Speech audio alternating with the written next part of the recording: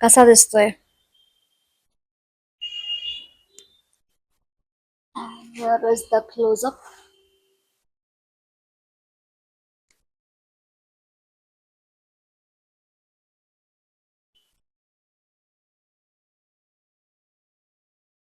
Hi everyone. So welcome back to my channel. So मी Kaveri Chavan and welcome to my channel Kaveri tales. आणि आज मी तुमच्याजवळ घेऊन आली आहे माझा bold eye makeup look and हा मी लुक कसा क्रिएट केलाय हे पाहण्यासाठी हा व्हिडिओ शेवटपर्यंत नक्की बघा. So yes.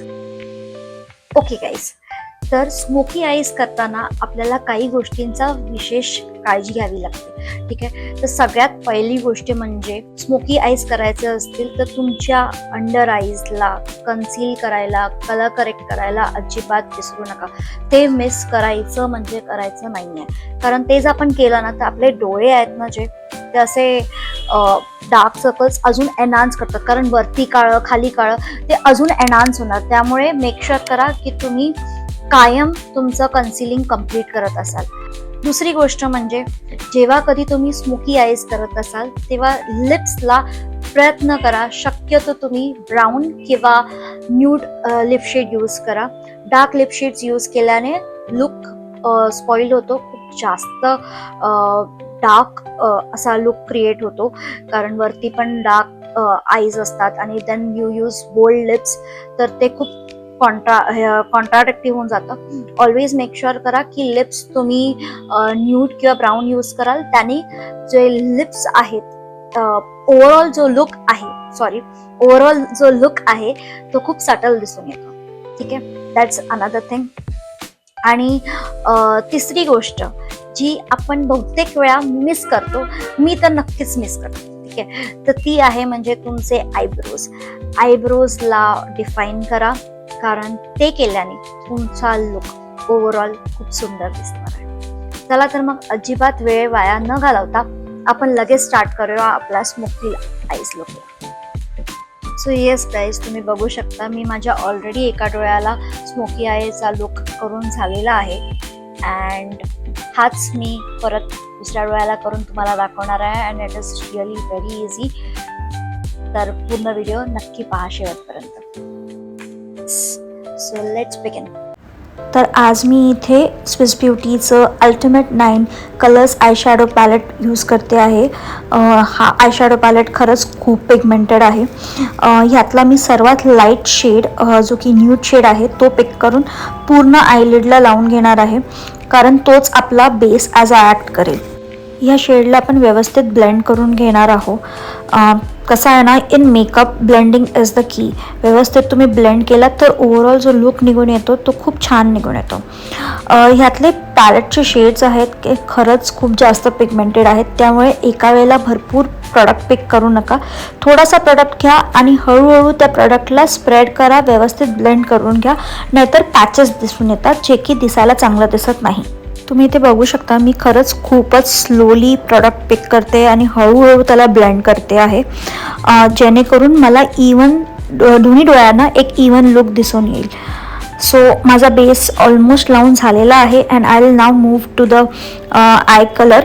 तर मेन माझा प्रोडक्ट आहे, मी ब्लॅक कलर यूज करते, त्यामुळे मी इथे एक रेनेची midnight cold pencil in the shade black हा यूज करणार आहे आणि ह्याला आपण एकदम आयलिडच्या जवळ लावून घेणार आहोत, म्हणजे आय लॅशेसच्या एकदम क्लोज लावून घेणार आहोत.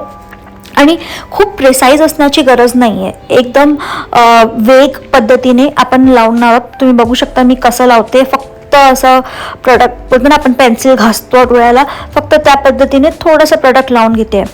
आता ही पेन्सिल आहे ना, ही खूपच स्मूथ आहे पण at the same time settle पण लवकर होते, त्यामुळे तुम्ही लवकर प्रोडक्ट लावल्या लगेच त्याला ब्लेंडिंग करायला घ्या.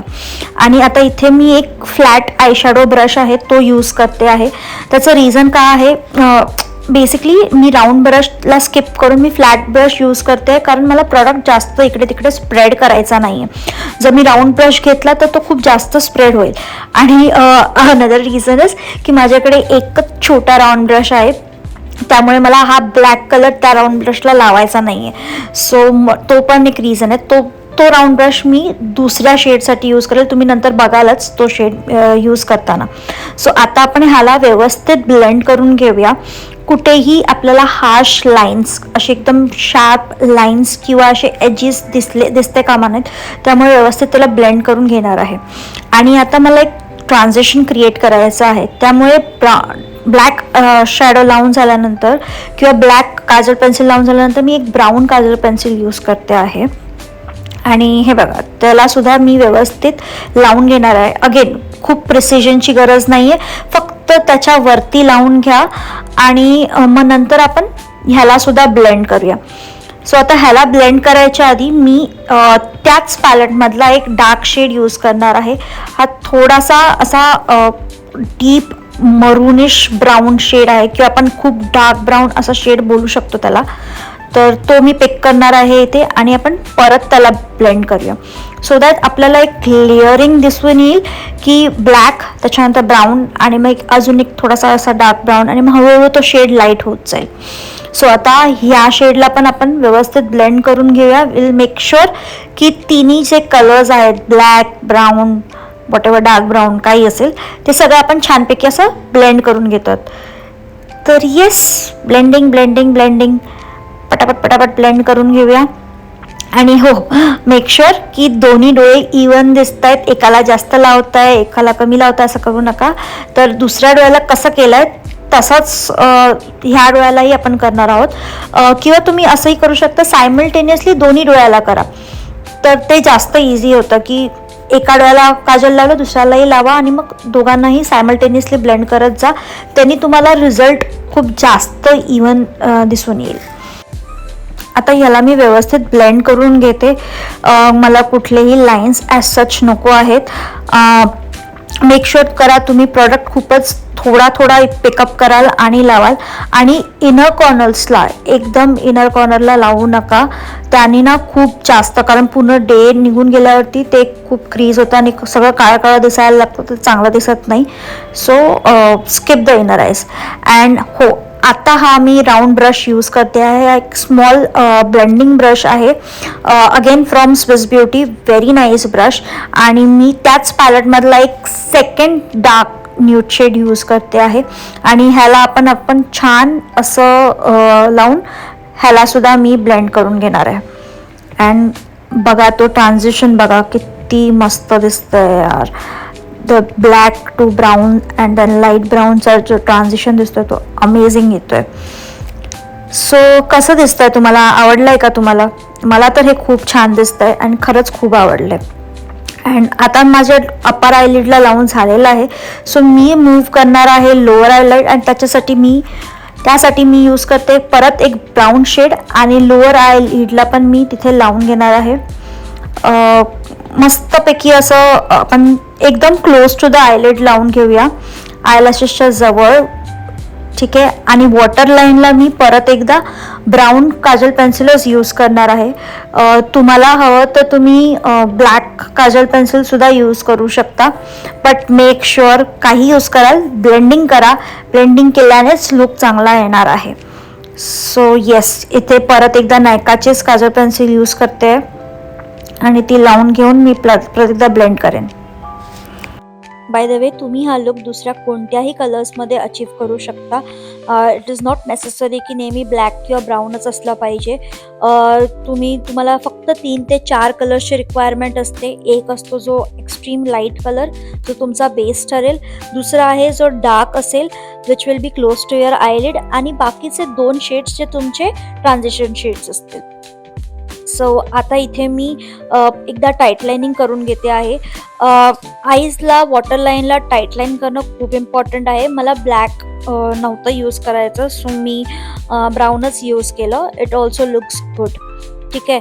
अँड इकडे मी परत एकदा मस्त त्या ब्राऊनलाच व्यवस्थित असं ब्लेंड करून घेते आहे. अँड येस, माझा लुक ऑलमोस्ट अचीव होत आला आहे. And I am really happy with the overall outcome. खूपच मस्त दिसतंय.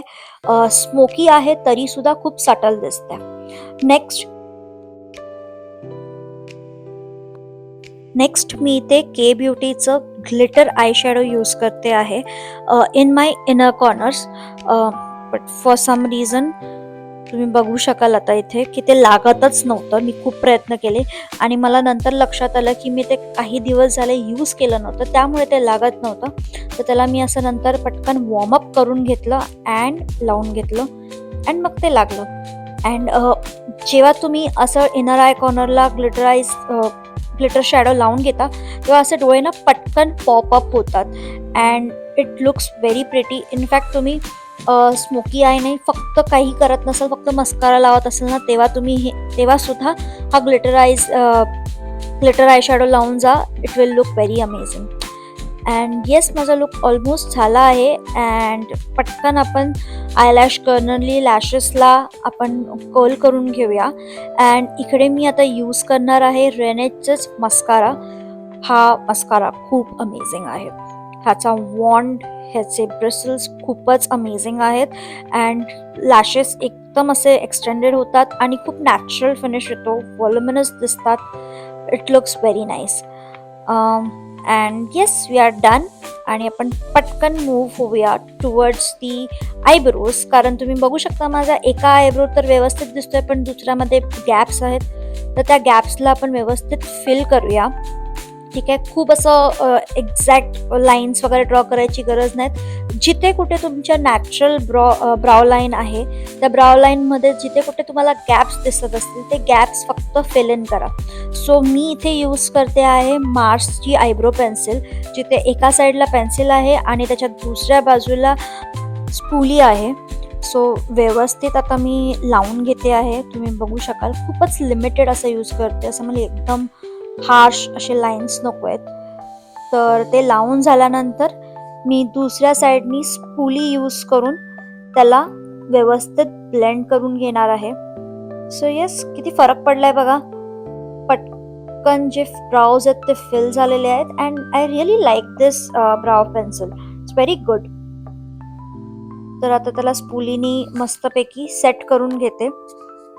And yes, once this is done, we are almost good to go. So complete झालेला लुक, बट देन मला notice झालं की थोडासा माझा बेसवरती ना फॉलआउट्स होते.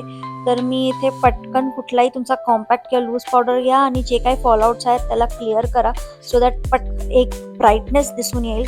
अंडर आईज अजिबातच डार्क नाही दिसणार आहे. आणि इथे मी माझ्या ब्राउबॉन एरियाला थोडंसं हायलायटर लावून घेते आहे. And it's done. So yes girls, that's my finish look. कसा दिसतोय? Here is the close-up.